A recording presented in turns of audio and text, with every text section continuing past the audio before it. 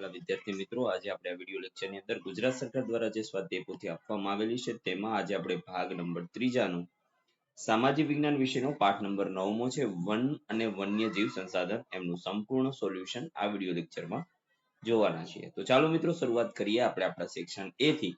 તે પહેલા એક નાનકડી વાત કરી દઈએ કે નીચે ડિસ્ક્રિપ્શન બોક્સની અંદર 3 પ્લેલિસ્ટની લિંક આપેલી છે. આ પ્લેલિસ્ટની અંદરથી તમને ભાગ 1, 2 અને 3 ત્રણેયના તમામ વિષયના સોલ્યુશન મળી જશે. જેમાં પહેલું નીચે આપેલા પ્રશ્નોના માગ્ય મુજબ જવાબ આપો. જેમાં અ યોગ્ય જોડકા જોડવાના છે મિત્રો. જેમાં પહેલું 1971 તો એમાં આવશે વાઘ પરિયોજના. 1992 તો એમાં આવશે હાથી પરિયોજના. ઘડિયાળ તો મીઠા પાણીના મગર. લાલ પાંડા તો એમાં આવશે પૂર્વ હિમાલયના ચિતવનોમાં રહે. અને એક સિંગી ગેંડો તો એ અસમના દલદલીય ક્ષેત્રમાં રહે. ખરા ખોટા કરવાના છે. જેમાં પહેલું જૈવ વિવિધતાની દ્રષ્ટિએ ભારત વિશ્વમાં 12મા સ્થાને છે તો સાચું. ભારતમાં જંગલોમાંથી ચિત્તો નષ્ટ થઈ ગયો તો સાચું. ગુજરાતની નદીઓના જળ બિલાડીની પ્રજાતિ આજે લુપ્ત થવાને આરે છે તો સાચું. અભયારણ્યમાં માનવ પ્રવૃત્તિઓને ચોક્કસ મર્યાદામાં અનુમતિ આપવામાં આવે છે તો સાચું. અને ભારતમાં ગીધની કુલ 6 પ્રજાતિઓ જોવા મળે તો ખોટું. ક છે નીચે આપેલા પ્રશ્નોના વિકલ્પમાંથી યોગ્ય વિકલ્પ પસંદ કરી સાચો જવાબ લખવાનો છે.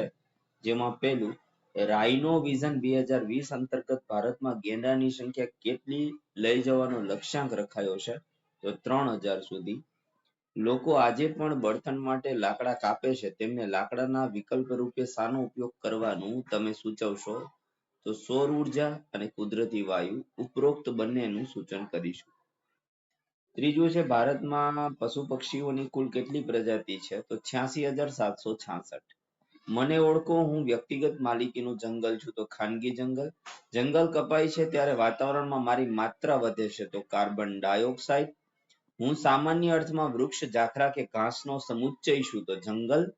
દક્ષિણના ગીચ વર્ષાવનોમાં જોવા મળતી સાપની પ્રજાતિ છું તો કિંગ કોબ્રા. હું એવો દેશ છું જ્યાં વાઘ અને સિંહ બંને જોવા મળે છે તો ભારત. ત્યાર પછી મિત્રો વિભાગ બી છે. આશરે 15 થી 35 શબ્દોમાં જવાબ આપવાનો છે. જેમાં પહેલું અનામત જંગલ અને સંરક્ષિત જંગલ વિશે જણાવો. તો અનામત જંગલની મિત્રો વાત કરીએ તો આવશે કે આ એવા જંગલો છે જે લાકડા કાપવા, પશુ ચરાણ કે અન્ય કોઈ પણ પ્રવૃત્તિ પર સંપૂર્ણ પ્રતિબંધ હોય છે. આ જંગલોનું સંરક્ષણ સરકાર દ્વારા કડક નિયમો હેઠળ કરવામાં આવે છે. જ્યારે સંરક્ષિત જંગલની વાત કરીએ તો આ જંગલમાં સ્થાનિક લોકો માટે લાકડા વીણવા, પશુ ચરાવવા જેવી કેટલીક મર્યાદિત પ્રવૃત્તિઓની છૂટ હોય છે. પરંતુ તેનું મુખ્ય ઉદ્દેશ્ય જંગલ અને વન્ય પ્રાણીઓનું સંરક્ષણ કરવાનું હોય છે.